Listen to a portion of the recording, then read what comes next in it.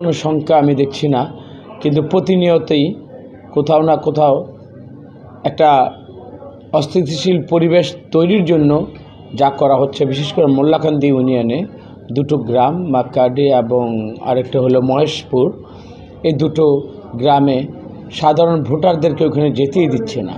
তো এই অবস্থাতে আমি প্রশাসন এবং রিটার্নিং অফিসার যিনি আছেন কর্মকর্তা, ওনাকে বারবার বলেছি আমি সর্বোচ্চ জায়গাতে এটার সমাধানের জন্য আমি কল্প করে যাচ্ছি। আমার কথা হলো শুধু এইটা না, আমি যেখানেই আমার প্রতিকূলতা দেখব সেখানে আমি রিটার্নিং অফিসারকে বলেছি এটাকে মানে সমাধানের কল্পে। তো সমাধান যদি না হয় তো এই সমস্যাগুলোকে জিয়ে রেখে সুষ্ঠু নির্বাচনের পরিবেশ অবশ্যই একটা অন্তরায়।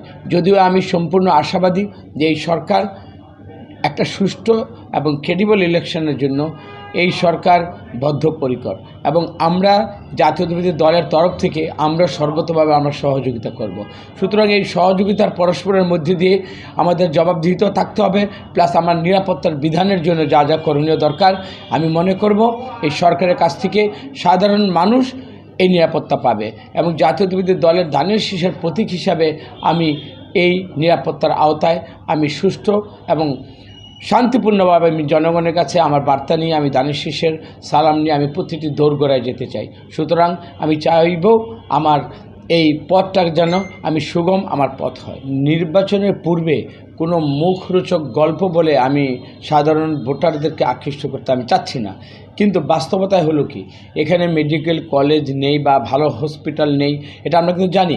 বাই দিস টাইম এই সরকার একটা কাজ করেছে, এই শহরে ডিসি অফিসের পুরনো ডিসি অফিসের পিছনে তারা জায়গা স্থান নির্ধারণ করেছে, এবং এটা শুধু প্রস্তাবনা না, এটা পাশ হয়ে আছে, এবং দ্রুত এটা বাস্তবায়নের জন্য টেন্ডার থেকে আরম্ভ করে যা যা প্রসিডিংস দরকার সবগুলো কিন্তু এগিয়ে যাচ্ছে। কিন্তু তো আমরা আমাদের সরকার ইনশাল্লাহ যদি ক্ষমতায় আসে, প্ল্যান তো হলো, এবং বাস্তবায়নের জন্য দ্রুততার সহিত কীভাবে এই স্থাপনা তৈরির মাধ্যমে আমরা কীভাবে কলেজ এবং বাস্তবতার মধ্যে দিয়ে আমরা এই জিনিসটাকে খুব দ্রুততম সময়ের মধ্যে আমরা এটাকে চালু, এবং এটার জন্য যা যা করা দরকার আমার সরকারকে আমি প্রতিদিন এবং প্রতি মুহূর্তে এটা আমি সরকারকে সচেতন রাখবো, এবং এর প্রয়োজনীয়তা আমি সরকারের কাছে তুলে ধরবো।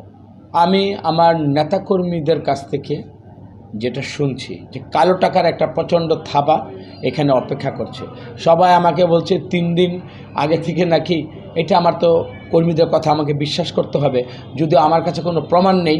আমি ডিসি মহোদয়ের কাছে, এবং ওইখানে আমরা যখন ডিসি মহোদয়ের এখানে মিটিং হয়েছিল আমি কিন্তু এই সংখ্যা কিন্তু প্রথমেই বলেছি। নির্বাচনের 3-4 দিন পূর্বে একটা ইচ্ছাকৃতভাবে সারা মুন্সিগঞ্জে এই সিটটাতে বিভিন্ন অঞ্চলে এই ধরনের কোনো হতে পারে, বিশেষ করে কালো টাকার একটা ছড়াছড়ি হবে, যেখানে জনগণকে একটা প্রলোভন দেখিয়ে ভোটকে বিভিন্ন দিকে ডাইভার্ট করতে চাবে। এই জন্য কালো টাকা রোধে এবং এর উৎসমূলে প্রথম হাত দিতে হবে, এবং এইটার বাহনের ক্ষেত্রে এবং এইটার মধ্যে যারা যারা এইটার সাথে জড়িত থাকবে তাদেরকে খুঁজে বের করে আইনের আওতায় আনবে। এবং আমার মনে হয় বাংলাদেশের যে যতগুলি ইন্টেলিজেন্সি আছে এই ইন্টেলিজেন্সের দিক থেকে আমার মনে হয় যে এই জিনিসটার যদি সতর্ক এবং এখন থেকে যদি সাবধানতা অবলম্বন করে, তাহলে আমার মনে হয় আমাদের ভোটারদেরকে প্রভাবিত করার জন্য এই কালো টাকাকে প্রভাবিত করতে পারবে না। তারপরে আমি আপনার মাধ্যমে যেটা বলতে চাই, মুন্সিগঞ্জের জনগণ সবাই সচেতন এবং আত্মমর্যাদাশীল, তাদেরকে এইভাবে প্রলোভন দেখিয়ে এটা হিতে বিপরীত হবে। এবং আমি মনে করি মুন্সিগঞ্জের মানুষকে টাকা কাদের পিছনে খরচ করবে আমি সেটা জানি না, কিন্তু তাদের বিবেককে কেনা যাবে না।